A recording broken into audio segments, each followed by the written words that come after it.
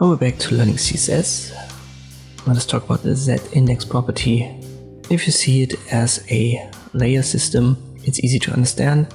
I've created two div containers here and given them width, height and a different background color. And then I have used an absolute position and a Z-index to stack them. Let us create a third one. I'll call that green.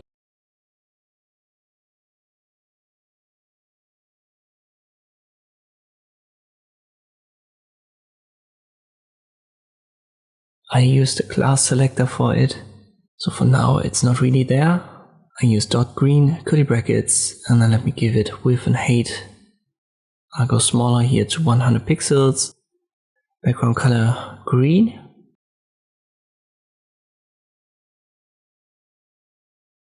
And in the stacking order, I want this to appear on top of the red one. The red one has a Z-index of 1, so I have to go higher here. Let me make that 2.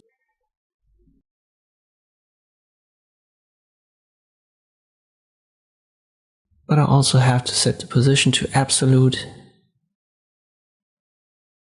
So let me add that here. Position absolute.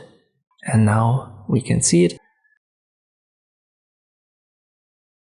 So the highest Z-index value gives the position the highest stacking order, the lowest the lowest. As I've said, it's like a layer system.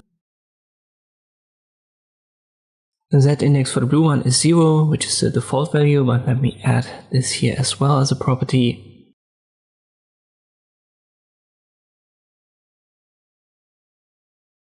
And if I now change this, for example, for the green one to 0, the red would be on top of it, and therefore we can't see green anymore.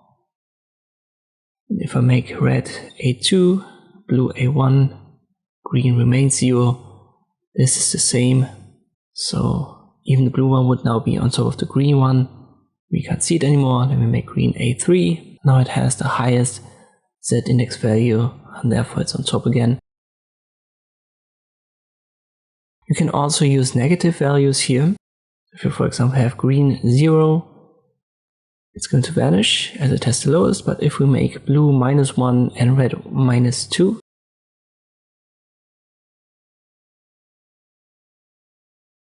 we can see green again.